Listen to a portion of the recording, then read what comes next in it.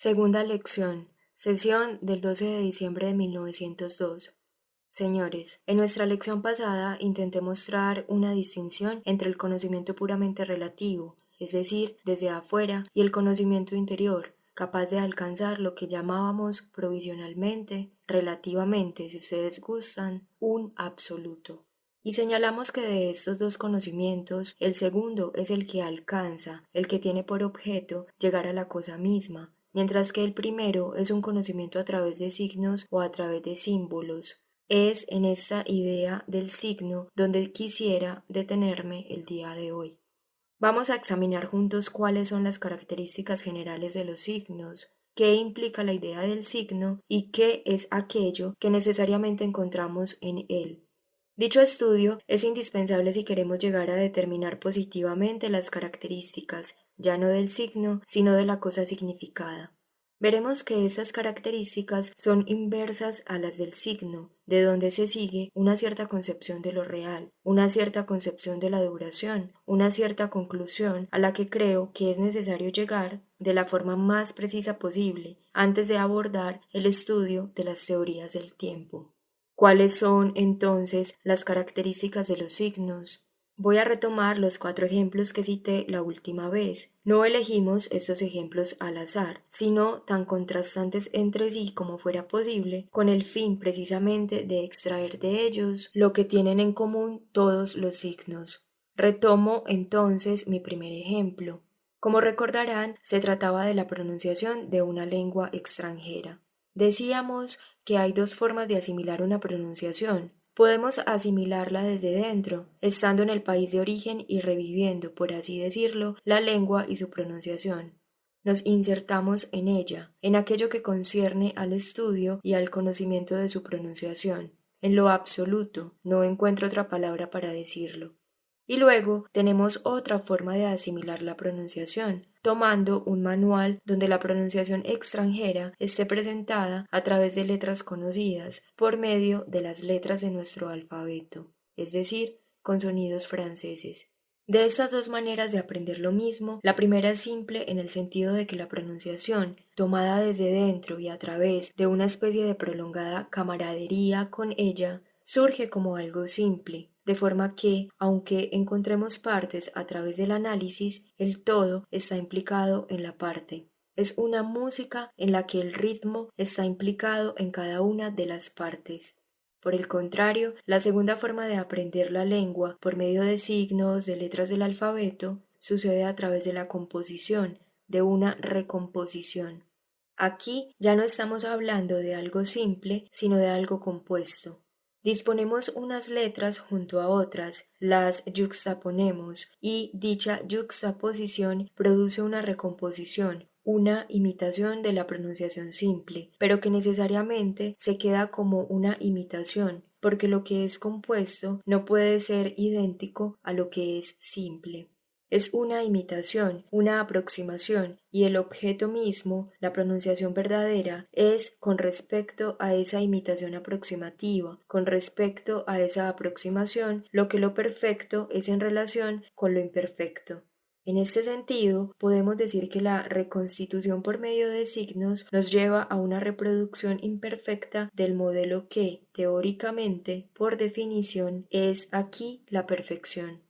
Por otra parte, y precisamente por esta razón, la imitación va a buscar aproximarse lo más posible al original perfecto. Querrá perfeccionarse, por lo tanto, será necesario añadir más signos a los signos y cada vez se acercará más al modelo, pero no lo alcanzará jamás porque lo compuesto nunca podrá lograr lo simple y porque la traducción jamás podrá ser el original.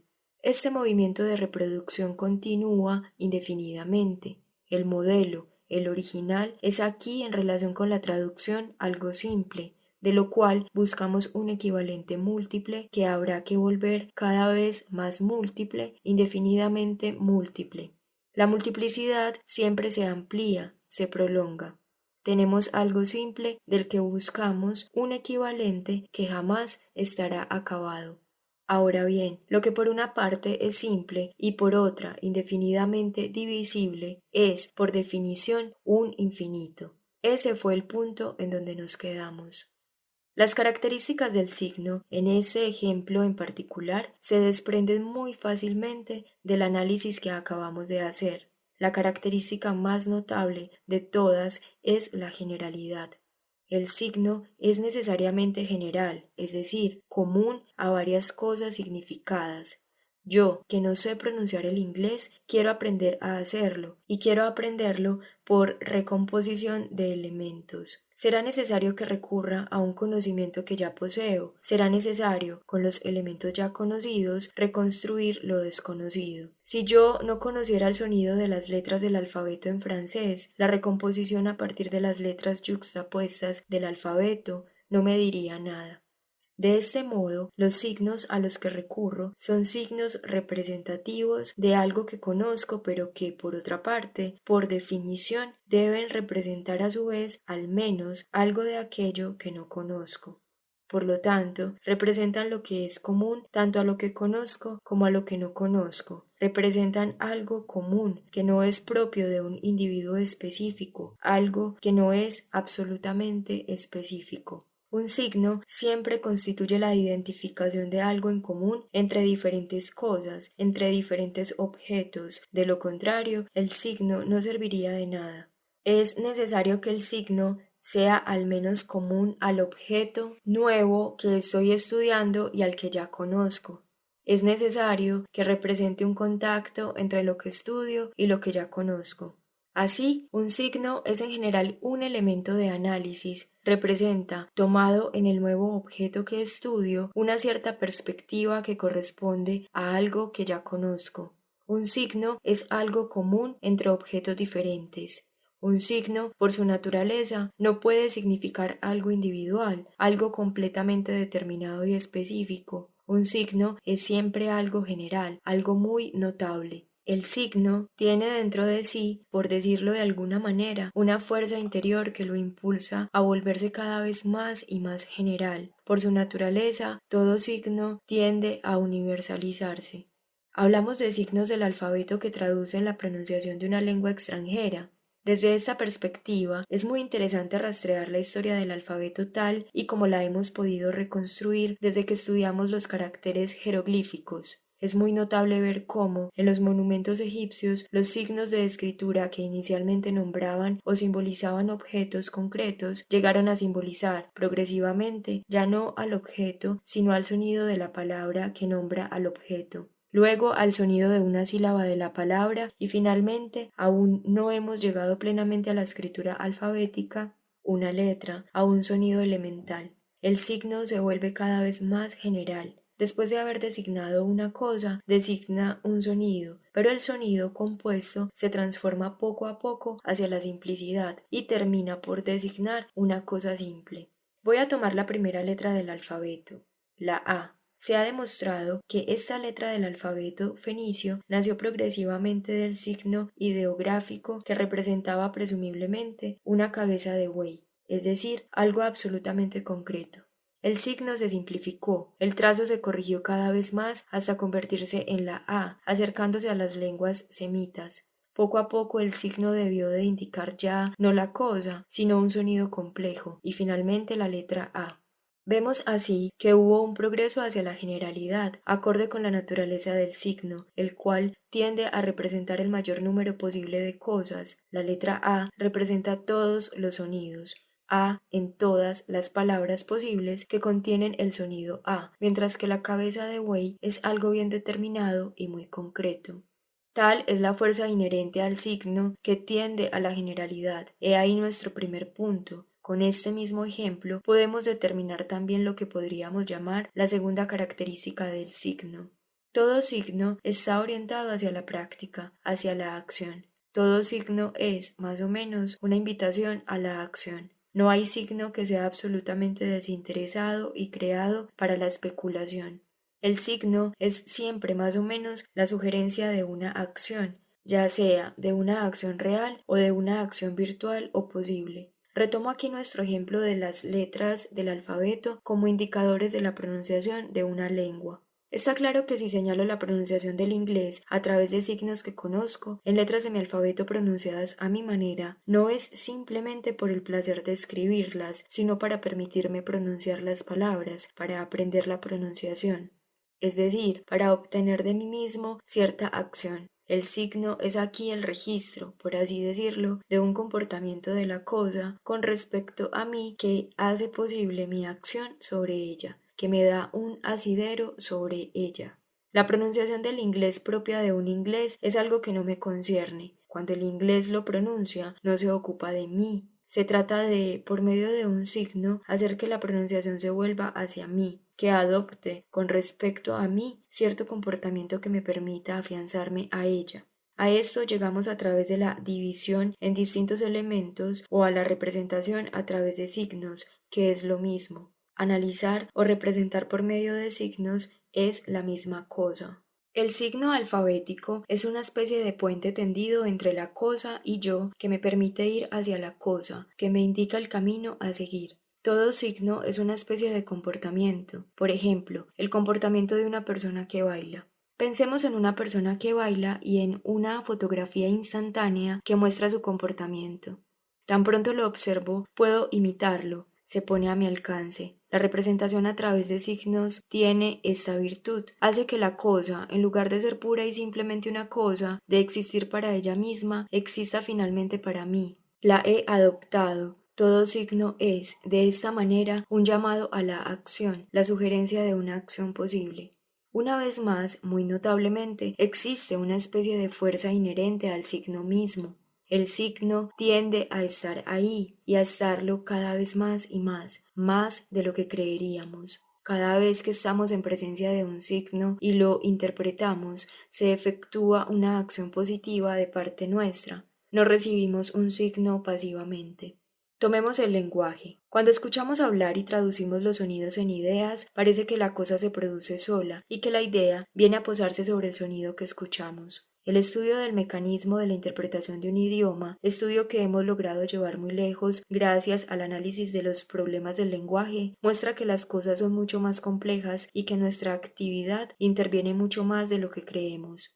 Consideren el caso de un enfermo que no comprende nada de lo que escucha. Pronunciamos la palabra mesa, le pedimos que dibuje el objeto y él dibuja una silla, una casa, lo que sea. Está claro que no entiende nada. Podemos verificar que la audición está intacta. En general, oye perfectamente. Podemos verificar que el intelecto está intacto. Ahora podemos constatar que la memoria de las palabras está intacta, pues, mientras que el sujeto no comprende nada de lo que se le dijo, sí puede expresar sus ideas normalmente. Aunque no del todo, habrá algunas diferencias que aquí no nos interesan. Así pues, la persona habla, no ha olvidado el sonido de las palabras. Entonces, ¿qué es lo que falla? Si le pedimos al enfermo que repita lo que se le dijo, no puede hacerlo, es decir, que los sonidos que escucha no son capaces en su caso de traducirse en las articulaciones correspondientes. Esto es lo que está dañado, y eso basta para que no comprenda lo que se le dice. ¿Cuál es la prueba de esto? Que cuando escuchamos inconscientemente repetimos en voz baja. Se trata de movimientos incipientes, apenas esbozados. Es una repetición esquemática, un comienzo de repetición. De lo contrario, los sonidos no podrían ser comprendidos. Así, el mecanismo es el siguiente. La persona que me habla tiene cierta idea, cierto pensamiento, y lo expresa a través de palabras, palabras articuladas. Estas palabras articuladas llegan a mi oído como sonidos. Sin embargo, es necesario que yo convierta estos sonidos en palabras articuladas, es decir, es necesario que repita lo que me está diciendo para que la idea correspondiente se inserte en el interior del movimiento de articulación. Conclusión, el signo es aquí, de nuevo, un llamado a la acción, y esto pertenece a la naturaleza y a la esencia misma del signo. He ahí su segunda característica. La tercera, y sobre esta insistiré menos, es la siguiente. El signo es algo fijo, tiende a la fijación. Diría incluso que un signo es esencialmente un fijador. Existe una armonía, una afinidad entre el signo y la estabilidad, la fijación. En nuestro ejemplo, esto no podría ser más sorprendente, no obstante, podemos verificarlo. Pronunciar una lengua, como ya lo decíamos, es articular los sonidos a través de cierta música y articularlos de tal forma que esta multiplicidad sea una. De cierta forma, en cada sonido se anticipa lo que sigue, así como también en cada sonido hay una resonancia de lo que le precede. Y esto es lo que hace que sea tan difícil reconstruir una pronunciación, puesto que así no se aprende en bloque, desde el interior. Jamás llegaremos a la perfección desde afuera. La pronunciación es una continuidad de movimiento, pero una vez que yo la indico a través de signos, en lugar de con un movimiento continuo, tengo más bien, como les decía, acciones yuxtapuestas. Cada letra es un sonido independiente que se basta a sí mismo, con acciones yuxtapuestas, movimientos parciales, cuasi inmovilidades, en todo caso, acciones discontinuas. Voy en busca de lo continuo, pero así jamás lo encontraré, ya que pertenece a la esencia misma del signo el ser un instrumento de análisis y, por consiguiente, de descomposición. Pero quien dice descomposición, o mejor dicho, recomposición, toda supuesta descomposición es una recomposición artificial. Quien dice recomposición se refiere a una discontinuidad de elementos. Por lo tanto, el signo es algo que fija el movimiento, algo que marca estaciones a lo largo de una continuidad móvil, algo cuya esencia es siempre la discontinuidad. Esta discontinuidad, sin embargo, tiende por una acumulación sobre ella misma. El signo se suma a otros signos, a imitar, a reproducir la continuidad, a la que por lo demás nunca llegará. Estas son las tres características del signo, tal y como se pueden apreciar en este primer ejemplo. El signo, como decíamos, es general. El signo es activo y convoca a la acción, inspira la acción. El signo, finalmente, es inmóvil y fijador. Encontraremos de nuevo estas mismas características en los demás ejemplos citados. Sin embargo, es indispensable revisarlos, pues, si bien se trata de las mismas características, no se encuentran exactamente bajo la misma forma.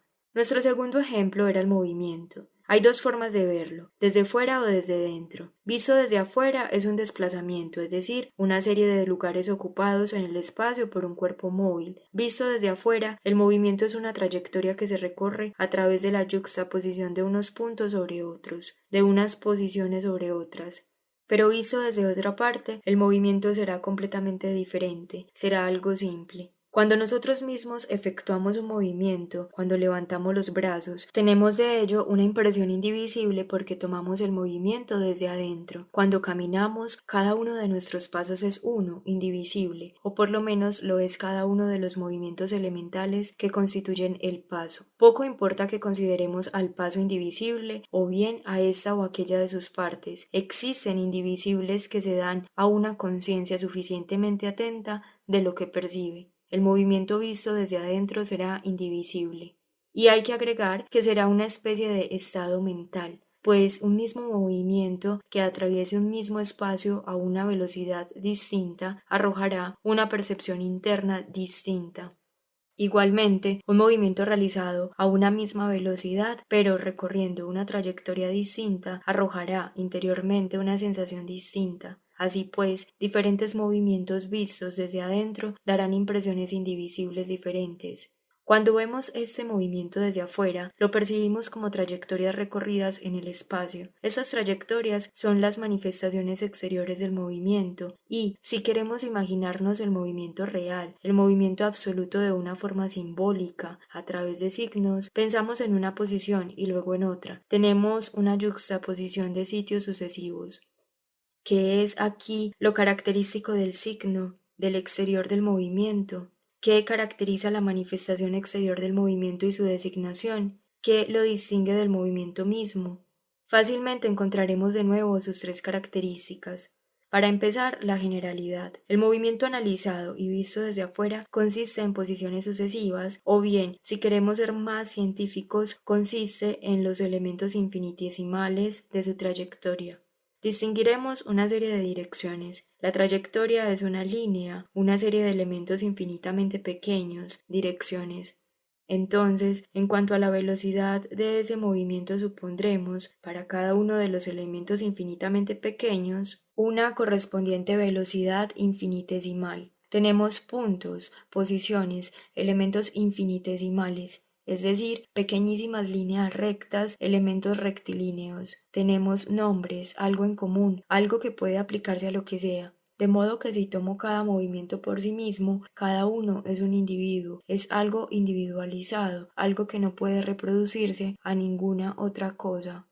No hay dos movimientos idénticos en el mundo, no hay dos cuerpos móviles que recorran trayectorias idénticas, no hay dos cuerpos móviles que tengan la misma secuencia de velocidad y la misma ley interior de movimiento. Por consiguiente, no hay dos estados interiores de dos cuerpos móviles, dos estados mentales referentes a la movilidad, que se asemejen, que sean idénticos entre sí.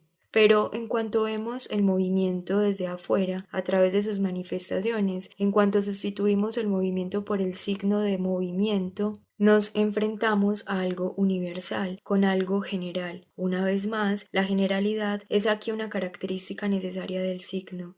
El signo es algo general. Agrego que el signo está antes que nada orientado a la práctica. Esta es una característica muy notable. Me limito tan solo a hacer alusión a lo que se dijo en el curso del año pasado. Recordarán ustedes que insistimos en la extrema, la extraordinaria dificultad que tiene nuestra mente, tal y como lo acabo de explicar, para concebir el movimiento entre dos detenciones como algo simple e indivisible.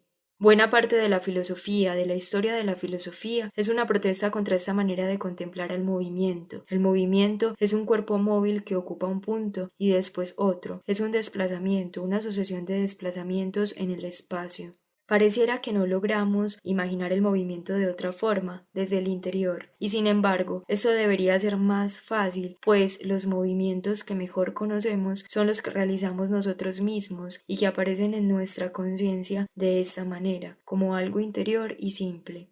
¿De dónde viene entonces la extraordinaria dificultad de imaginar el movimiento desde adentro, si es lo que nos es dado siempre de manera inmediata? La dificultad surge de que un conocimiento que resulta inútil, un conocimiento del orden puramente especulativo, siempre es desplazado, reprimido, suplantado por un conocimiento correspondiente que pueda ser útil para la vida. Es absolutamente inútil que imaginemos el movimiento tal como lo acabo de explicar. Es útil más bien para la especulación y podrá disipar muchas dificultades, creo yo, todas las dificultades que el movimiento suscita, pero en la vida práctica no sirve para nada. Por el contrario, es extremadamente útil representarse el movimiento desde afuera solamente, como una serie de posiciones. ¿Por qué? Porque lo que nos interesa no es saber cómo se mueve un cuerpo móvil. Esto es una cuestión de filosofía pura.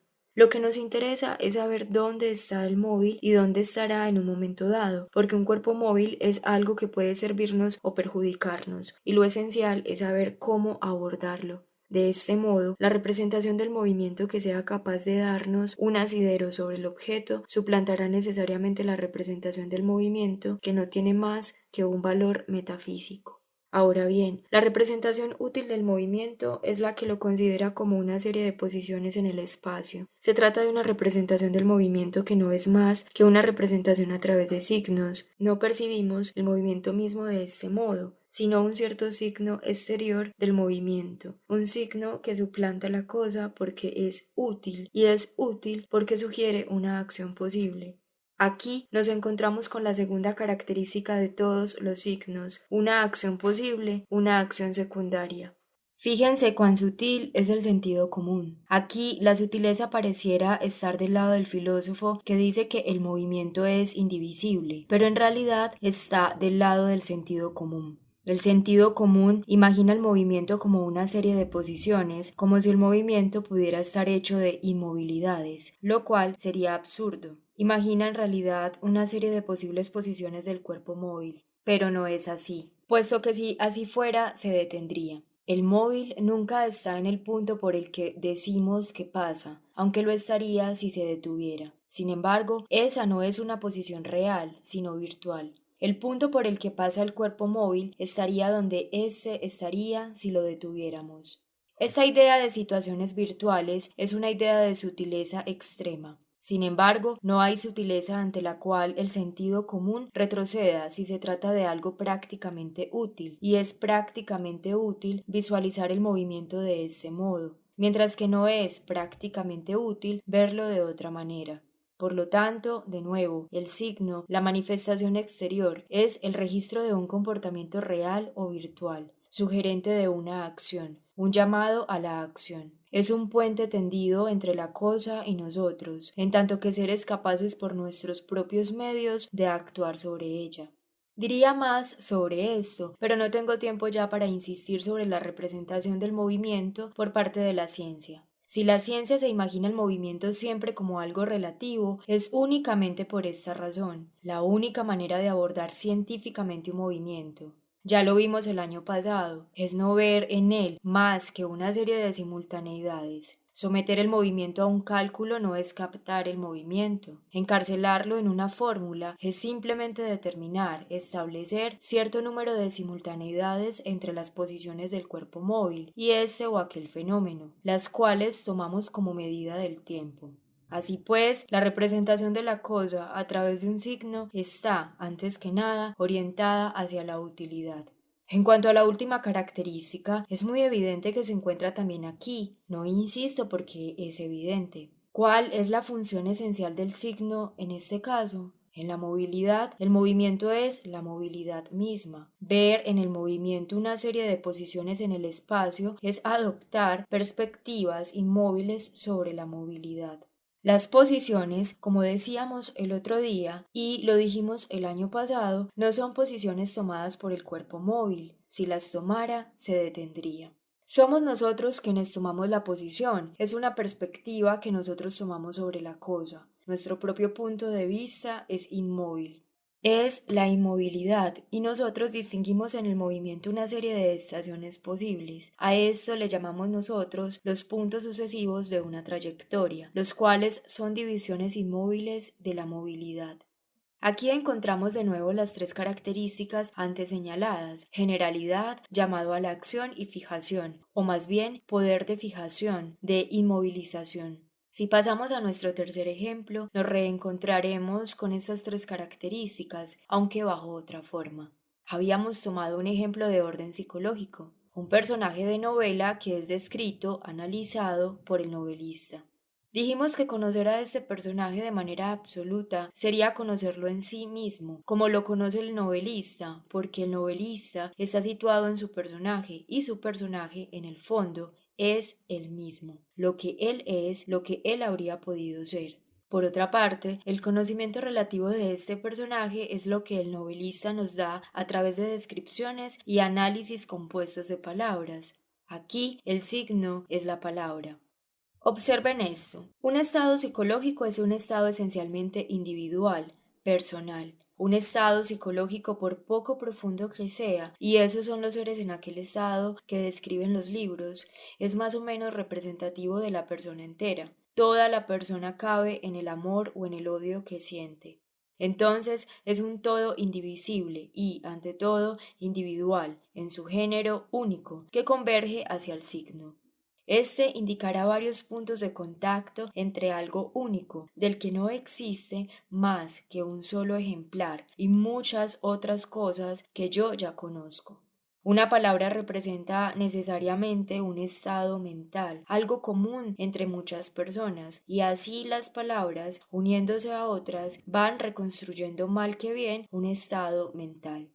Reconstruirán una imitación siempre aproximativa. Las palabras retienen de un estado individual solamente aquello que es inequívoco, una perspectiva en común.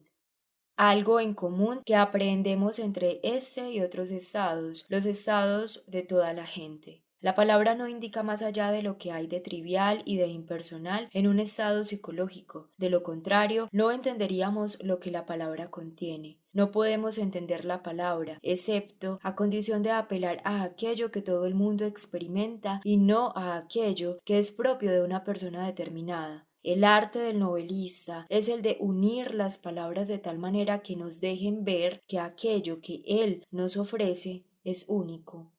Ya no insistiré sobre este punto. Una vez más, la característica esencial del signo es la generalidad, pero agrego, y aquí se trata de la característica más importante del signo, que constituye la indicación de un comportamiento, de una acción posible. ¿Qué es lo que una palabra es efectivamente capaz de conservar de un estado psicológico? En general, una palabra no indica de un estado mental más que el mero exterior, el comportamiento que ese estado mental determina. Observen que una de las grandes dificultades de la psicología viene de aquí. Cuando abordamos el estudio de la psicología, nos encontramos en presencia de una clasificación hecha por el lenguaje: amor, odio, placer, dolor, y no podemos hacer más que tomar esas palabras como títulos de los capítulos sucesivos.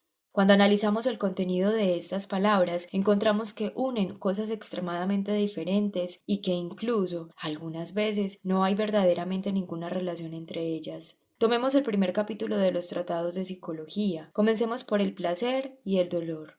El placer. No existe una teoría satisfactoria del placer, no la hay. En efecto, no puede haberla porque con esta palabra, bajo esta rúbrica, agrupamos cosas extremadamente diferentes que pueden no tener ninguna relación, o mejor dicho, que pueden no tener más que un tipo de relación entre sí.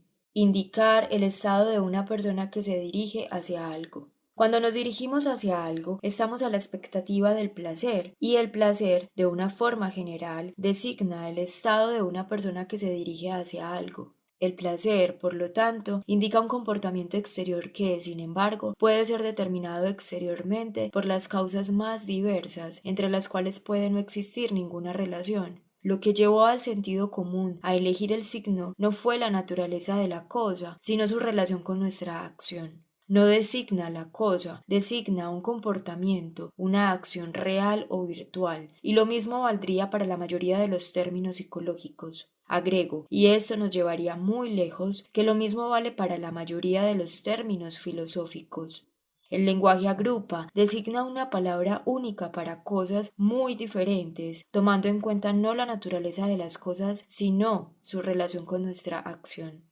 Observen que el estudio que hicimos aquí hace 2 años sobre la noción de causa no fue otra cosa que una tentativa por disipar estas ambigüedades. Bajo el nombre de causa agrupamos cosas muy diferentes, una variedad de matices, diría yo, de un mismo color, o tal vez de colores bastante diferentes. Lo que sucede es que todo aquello corresponde prácticamente a un solo y mismo comportamiento. Todo, desde el punto de vista de la acción, tiene, en síntesis, el mismo significado. La tarea que ante todo se impone a la psicología, y podría agregar a la filosofía, es la de buscar la cosa en la palabra, disociar los diferentes significados que el sentido común ha agrupado bajo la misma palabra, significados diferentes que la filosofía está tentada a confundir, porque bajo la misma palabra busca siempre la misma cosa.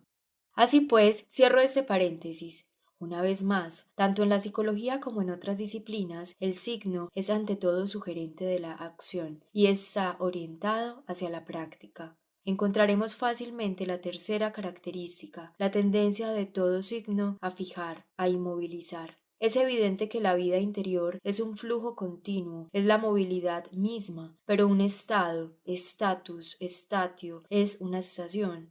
Nosotros detenemos ese flujo, lo fijamos en cierto número de puntos, y es a través de esas estaciones yuxtapuestas que buscamos entonces reconstruir, siempre de manera imperfecta, la movilidad de la vida interior.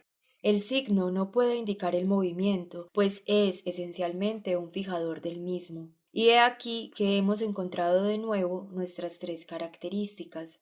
Habíamos tomado un último ejemplo que sin duda será aquí bastante informativo, la actividad vital. Dijimos que la vida, si pudiéramos tomarla desde adentro y como un absoluto, parecería sin duda algo simple, indivisible. Vista desde afuera, fisiológicamente, los movimientos se componen de otros movimientos, anatómicamente. Las células se agregan a otras células, los átomos a otros átomos. Entonces, una vez más, aquí el punto de vista del interior es el punto de vista de la simplicidad, el punto de vista de lo relativo, del exterior es la complejidad. Y aquí añado lo siguiente. Este es también el punto de vista ya no de la cosa misma, sino de su representación simbólica. Esto es porque nosotros no percibimos la vida, la vitalidad, más que a través de nuestros sentidos, los cuales, a su vez, dependen de nuestros órganos sensoriales. Estos últimos, finalmente, son ya efectos y construcciones de la vida.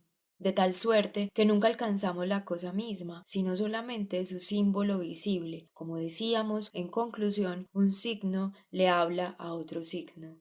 Si tomamos en cuenta que estamos tratando con signos y si buscamos las características de los signos y aquello que los distingue de la cosa significada, encontraremos de nuevo nuestras tres características. Esto, además, muy probablemente nos resulta inútil desde el punto de vista de la filosofía y de la biología. Es muy interesante que si consideramos especies distintas, aunque anatómicamente cercanas, pensemos en el hombre y el mono, ya que es la comparación clásica. Es un hecho que las diferencias, si consideramos estas dos especies, deben ser profundas interiormente. Sin embargo, exteriormente son muy pequeñas. Si analizamos los órganos y el funcionamiento de la respiración en un hombre y en un mono, encontraremos más o menos lo mismo, probablemente lo mismo exactamente. No sé si encontraremos una diferencia a nivel celular. Es probable que el microscopio no arroje nada en este sentido. Sin embargo, es necesario que haya una diferencia, ya que en un caso se trata de un hombre y en otro de un mono. ¿Cuál es, en este caso, la característica más notable de la manifestación exterior del signo? Que al exterior el signo puede ser común. De hecho, es necesariamente común entre cosas diferentes. Se trata de especies diferentes, de dos principios de vitalidad diferentes. El gesto vital es evidentemente diferente en ambos casos, pero exteriormente, si queremos analizarlo en sus distintos elementos, o lo que es lo mismo, traducirlo en signos, encontraremos signos comunes, pero no son más que signos. La prueba de que no son más que signos es que, incluso si pudiéramos fabricar células, no lograríamos hacer ni a un hombre ni a un mono. Es evidente, lo real es el todo y somos nosotros los que distinguimos las supuestas partes, las perspectivas sobre el todo. Estas perspectivas, como instrumentos de análisis, son iguales para cosas diferentes, de tal suerte que llegamos a suponer semejanzas profundas entre ciertas cosas, identidades que, evidentemente, no existen. Hago alusión aquí a la teoría de Darwin. Me parece que hoy los científicos tienden a abandonarla. El evolucionismo es cada vez menos darwinista. Examinémoslo a la luz de lo que acabamos de ver. ¿Cuál es la premisa esencial del darwinismo?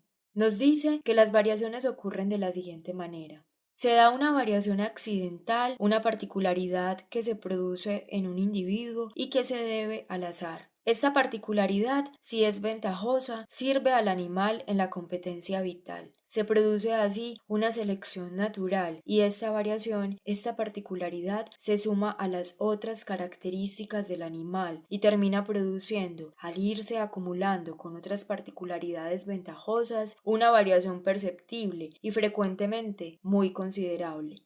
¿Cuál es la premisa de esta teoría? Es que una particularidad es algo que existe por sí mismo. Pensemos en algún animal. Tiene las características de la especie, de sus congéneres. Una particularidad accidental se suma a esas características comunes, sin modificar al resto. Es como un punto pequeño que se modifica, que se enriquece en el animal. Pero podemos suponer que las cosas se dan de esa manera. ¿No es acaso evidente, señores, que un animal, toda particularidad nueva, implica un cambio general y radical de la vitalidad entera? Pensemos en una flor que siempre ha sido blanca, una especie de flor siempre blanca. Un buen día aparece una flor del mismo género, pero roja. ¿Será que la naturaleza tomó un pincel y simplemente pasó una capa de color en lo que antes era una flor blanca? Evidentemente no. No es algo que se agrega, que se suma a las características preexistentes. Esta flor nueva debe ser roja, de cierta forma, hasta la raíz. El color debe haberla penetrado. Es una modificación evidentemente profunda de su vitalidad. Esta teoría toda se basa en la confusión entre el signo y la cosa significada. Piensen en los signos. Estos se yuxtaponen unos sobre otros. En efecto, para obtener un cambio basta con intercalar una letra del alfabeto. Es más, basta con añadir algo a lo que ya existe. El cambio se produce mecánicamente. Pero si reflexionamos que no estamos viendo más que signos y que en la cosa significada aquello que nos parece múltiple es en realidad uno, llegamos a la conclusión de que, por más sutil que sea el cambio, se necesita una transformación interior profunda del todo. Parece que el evolucionismo comienza a darse cuenta de esto por sí mismo, ya que empieza a buscar el principio de la transformación en el esfuerzo interior del animal, y no ya en las circunstancias exteriores, accidentales. Podemos predecir que intentará cada vez más seguir por este camino. Es lógico, porque la otra forma de verlo se basa evidentemente en una confusión entre el signo y la cosa significada. La cosa significada es individual. Intentamos reproducir la cosa individual por medio de una yuxtaposición de signos generales. Pero no hay que olvidar que son solo signos y que la naturaleza no puede proceder de esa manera. Tendremos mucho que decir sobre los otros dos puntos. Me limitaré a decir que sería fácil mostrar que las apariencias, lo que estimula nuestros sentidos en la actividad vital, los signos exteriores de la actividad vital, no son los elementos reales de los seres vivos ni de la vida, sino los seres vivos y la vida presentados en relación con nuestra acción potencial. Lo que vemos de un animal es lo que nuestros órganos visuales nos muestran de él. Y los órganos visuales están hechos para mostrarnos, ante todo, nuestra acción potencial sobre las cosas en general o sobre cierta cosa en particular. Una vez más, el signo es primordialmente representativo de nuestra acción virtual, es un fijador, pues la esencia misma de la vida es la movilidad.